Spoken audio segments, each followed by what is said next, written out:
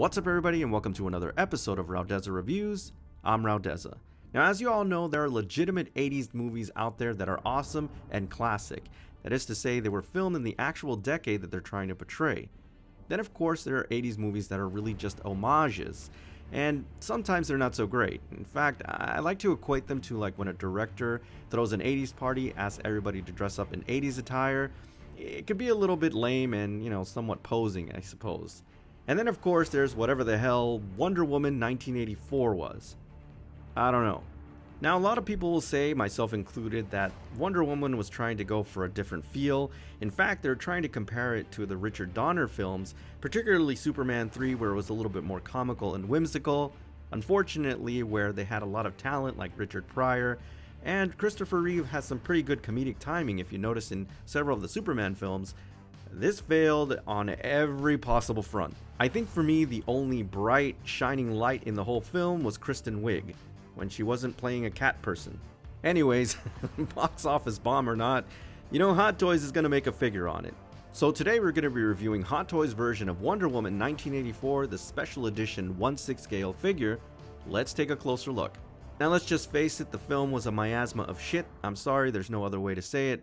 But the actual figure itself is pretty incredible. Now the head sculpt is, look at it, it's beautiful. This is definitely one of the best head sculpts so far of Gal Gadot in terms of her representation. But for me, what's most important is that I finally got a figure in this style that is not rooted hair, which you guys know I'm not a fan of. I like the sculpt here, it's absolutely stunning. And most importantly, look at the locks there. It just looks so good and it's going to stand the test of time, and that's why I don't like rooted hair. Now, one thing that you noticed almost immediately from the previous offerings is how absolutely dense this figure is. It is a freaking truck. Now, the midsection and upper torso are spectacular. Of course, they've made it a little bit more vibrant. I actually like the skin tones and the rubber body suit. I also like the bracelet that she has on her shoulders. Very spectacular. Everything is done in high quality, and I really like the way everything just pops out in terms of its overall vibrancy. The gauntlets look spectacular, and they're a little bit cleaner than the previous offerings, which I think is pretty cool. Obviously, it's a little bit of a different movie, so that kind of makes sense. Overall, this is really well done, and I like what they did here. Now, it's in this aspect that we run into a few issues, and this is particularly with her skirt. Now, the overall color palette is really well done. The problem is that it does feel really cheap, whereas the other offerings for the Wonder Woman, or at least this Wonder Woman style, the skirt was actually pretty thick and dense, and it felt a little bit more like leather. This one feels like construction paper. It is very, very thin, and I imagine that the reason that they did this is because they wanted to have more flexibility and movement. Now, the legs are spectacular, particularly the skin tones, and again, not overtly muscular, but the muscle is there. It's really a shame about that skirt though. Now, the actual boots themselves are done so well. The color palette is very, very nicely done. And of course, it's a little bit cleaner. I also like the way that the armor looks. It's slightly different, not too much, but overall, really well done job. Now, the ball joint system has been improved as well, so you can get more dynamic poses. I really like what they've done here. It's just a real shame about the skirt.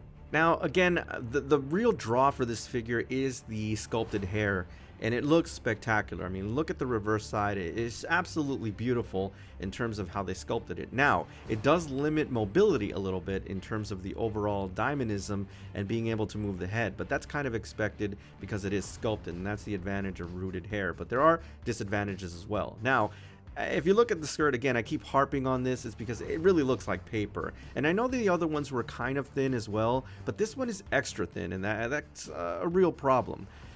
I don't know, you don't really have to mirror this piece, but again, you do get that spectacular hair sculpt, and that's really the selling point.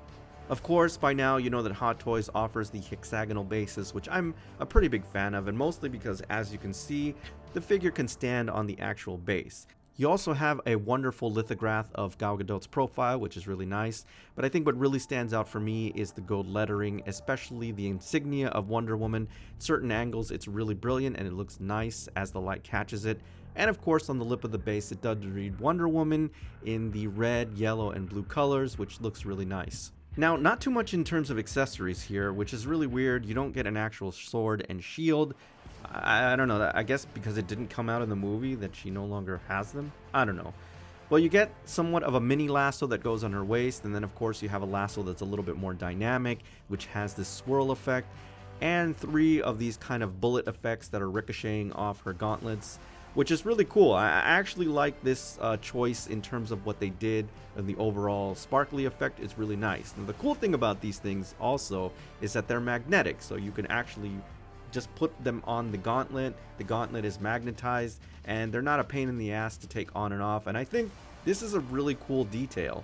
I mean, I don't know if it's enough for a special edition for you to spend on an additional figure, but it is a really cool detail, and they're pretty snug, so they're going to stay on there unless you forcibly remove them. And of course, as always, rounding out the last bit of accessories are 6 additional hands for various poses.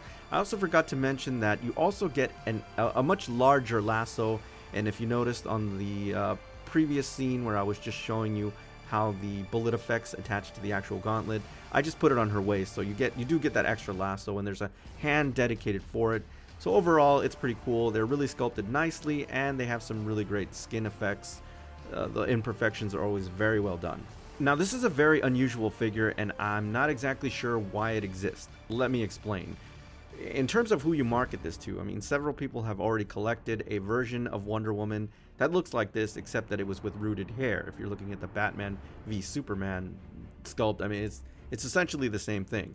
Now, the head sculpt is spectacular. The only difference is that it's actually sculpted, which is my preference. So I guess in terms of a market, for those who wanted a Wonder Woman in this style with an actual hair sculpt, that's who would buy this figure. I also have to commend the fact that it's very dense, and I think it's very much improved in overall body tone, and the skin looks spectacular. I have to admit that. However, the issue that I have with it is that it's marketed as a special edition, and it's not very special. In fact, you're actually losing certain aspects of the figure, like a sword and a shield, simply because it wasn't in the film, which I think that's a step backwards. So anybody looking to get a Wonder Woman figure for a relatively good price who missed out on the Batman v Superman Wonder Woman would really be at a disadvantage, because they've removed some of those accessories, mainly the sword and the shield, and I think that's going in the wrong direction for collectors. Me personally, I have to be honest, the only reason that I was even entertaining getting this figure